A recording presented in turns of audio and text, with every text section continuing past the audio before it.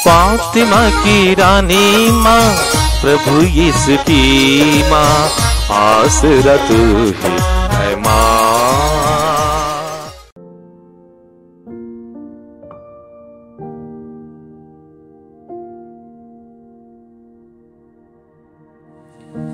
पहला पाठ तिमोथी के नाम संत पौलुस का पहला पत्र, अध्याय 1, पद संख्याएं 15 से 17 तक। यह कथन सुनिश्चित और नितांत विश्वसनीय है कि यीशु मसीह पापियों को बचाने के लिए संसार में आए और उनमें से मैं सर्वप्रथम हूँ। मुझ पर इसलिए दया की गई है कि यीशु मसीह सबसे पहले मुझ में अपनी संपूर्ण सहनशीलता प्रदर्शित करे और उन लोगों के लिए एक उदाहरण प्रस्तुत करे जो अनंत जीवन प्राप्त करने के लिए विश्वास करेंगे।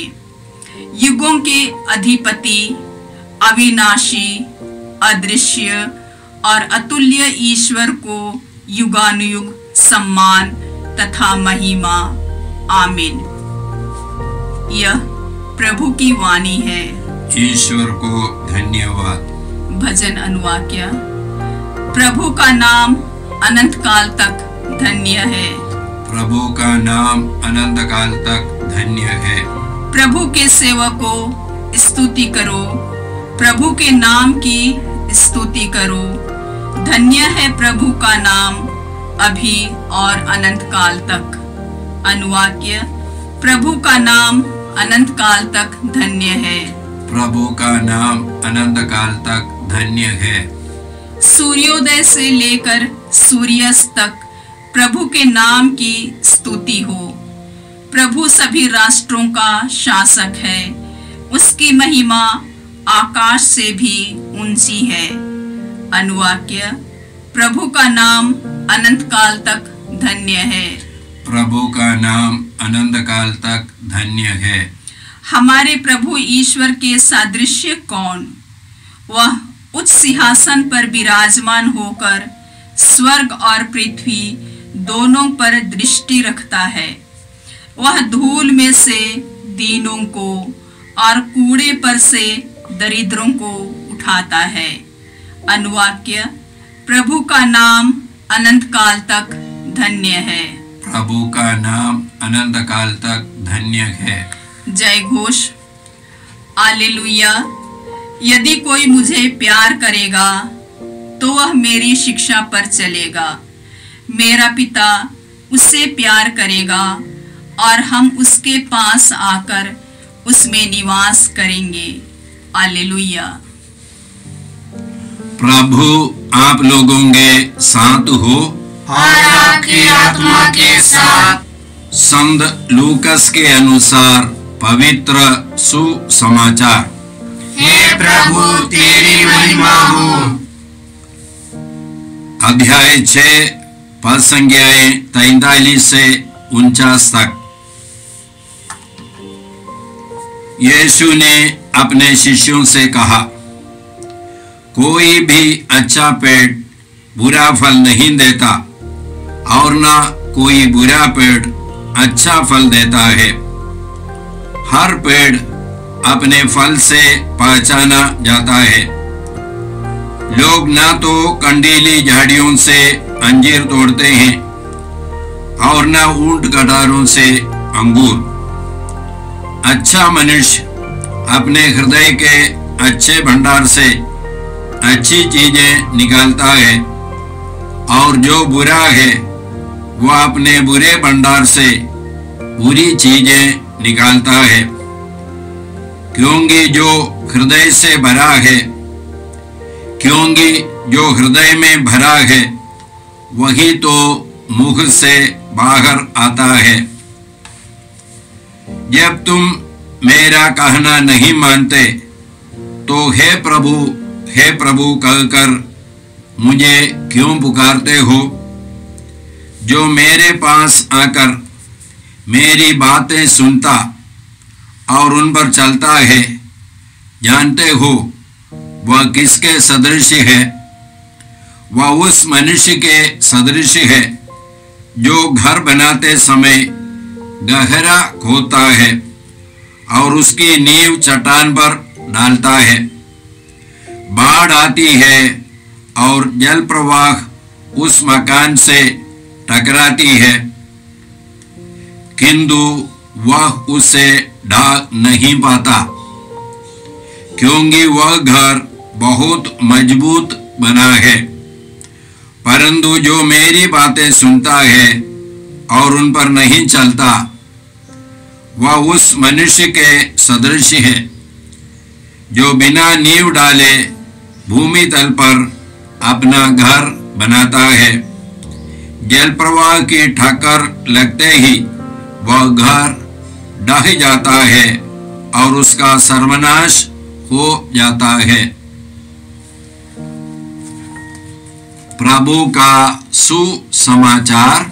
हे क्रिस्त तेरी स्तुति हो। क्रिस्त में प्यारे भाई बहनों, आज का पहला पाठ हम लोगों ने तिमोथी के नाम पौलुस के पहले पत्र से सुना। पौलुस कहते हैं, यह कथन सुनिश्चित और नितांत विश्वसनीय है कि यीशु मसीह पापियों को बचाने के लिए संसार में आए और उनमें सर्वप्रथम मैं हूं। तो पौलुस बोलते हैं, यीशु मसीह आए हैं पापियों को बचाने के लिए और उसमें सबसे बड़ा पापी मैं हूं, सबसे अयोग्य व्यक्ति मैं हूं। जितना हम लोग ईश्वर के नजदीक जाएंगे उतने हम लोग अपने को अयोग्य समझते हैं, उतने बड़ा पापी भी हम लोग समझते हैं। लेकिन वहां पर पौलुस समाप्त नहीं करते हैं। पौलुस आगे बोलते हैं कि लेकिन मुझ पर दया की गई। तो ईश्वर ने मुझ पर दया की है और इसलिए ईश्वर ने मुझे योग्य बनाया है, ईश्वर ने मुझे धर्मी बनाया है, ईश्वर ने मुझे पवित्र किया है। हम में से कोई ईश्वर के सामने योग्य नहीं बन सकते हैं। हम में से कोई ईश्वर के सामने पवित्र नहीं बन सकते हैं। ईश्वर हमको योग्य बनाते हैं, ईश्वर हमको पवित्र करते हैं। और सुसमाचार क्या है?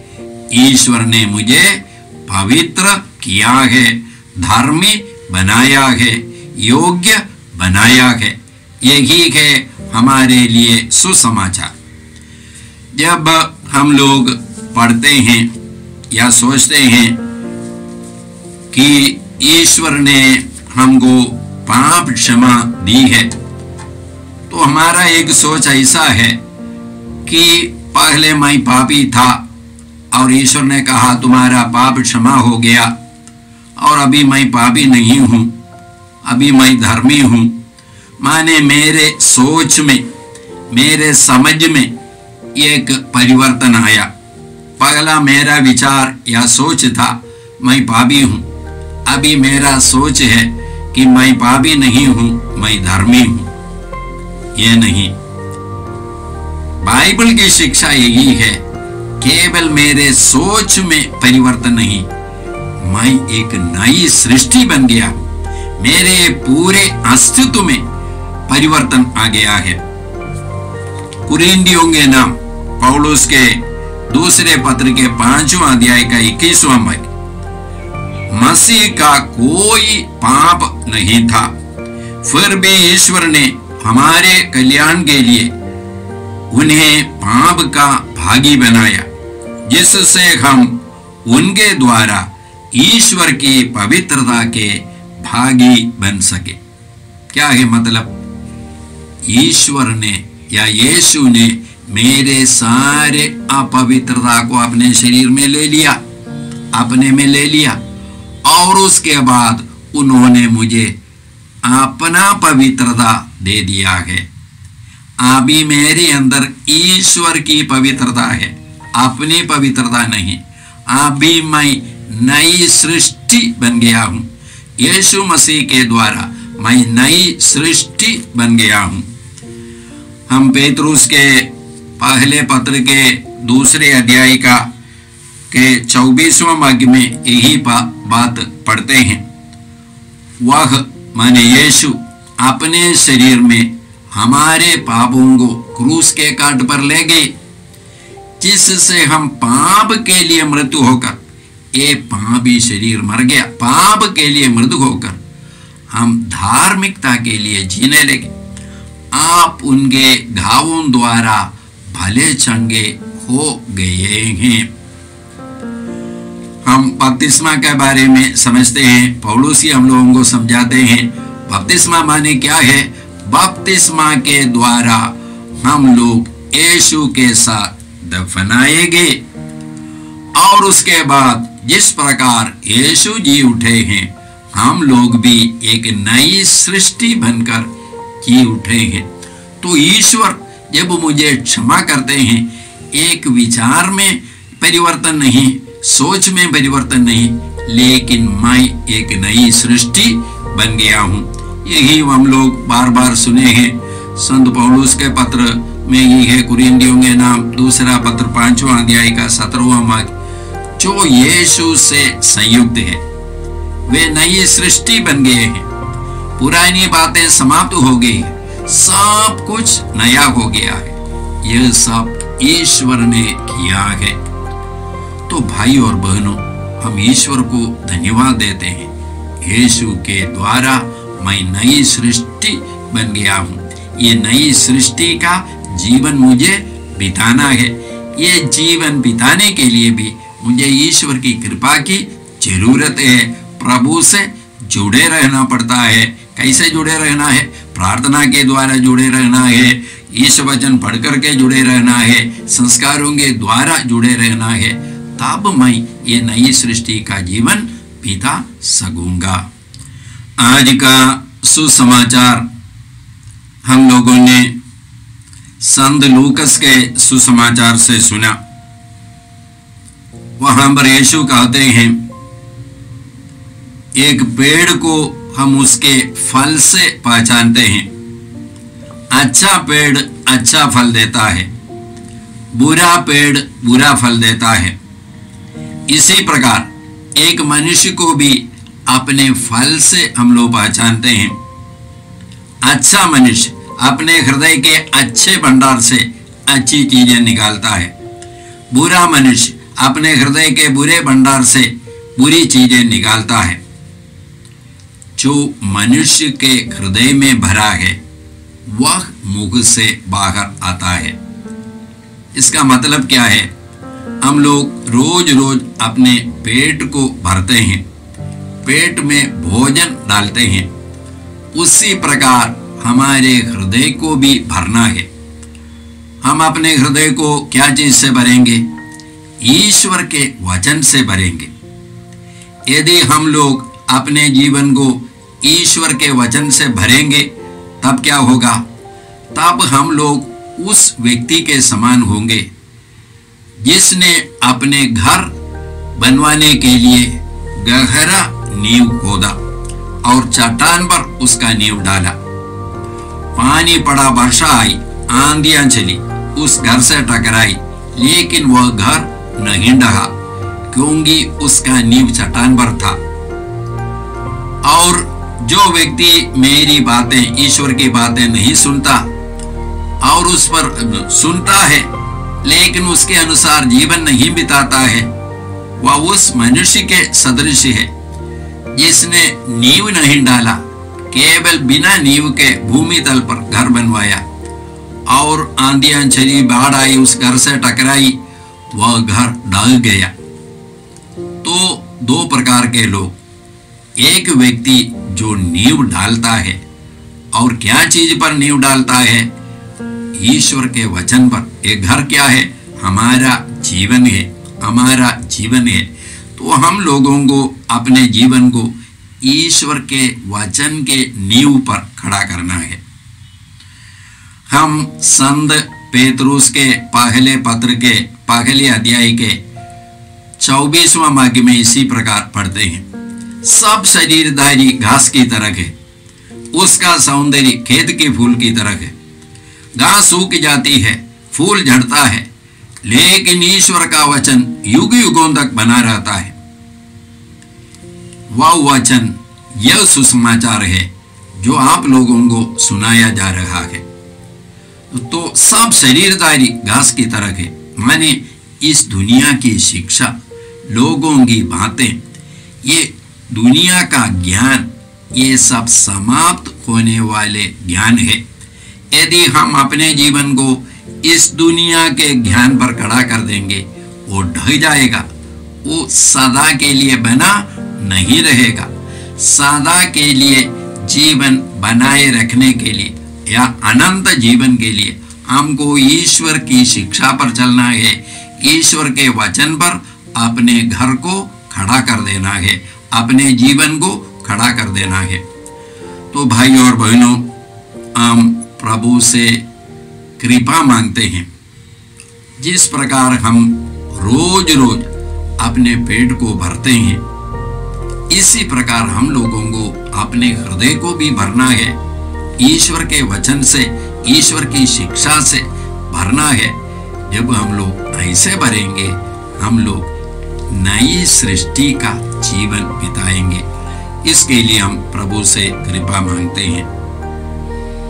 हे परमपिता ईश्वर, तेरे वचनों के लिए हम तुझे धन्यवाद देते हैं। इन वचनों को जितने सारे लोग सुनते हैं, इन दिनों जितने सारे लोग हैं प्रभु ईश्वर का वचन पढ़ते हैं, तेरे वचन पर पूर्ण रीति से विश्वास करने की कृपा मिले, ये प्रार्थना हम करते हैं प्रभु क्रिस्त के द्वारा, आमीन। जय यीशु क्रिस्त में प्रिय भाई और बहनों, प्रभु यीशु ने हमें आदेश दिया है संसार के कोने कोने में जाकर सारी सृष्टि को सुसमाचार सुनाओ।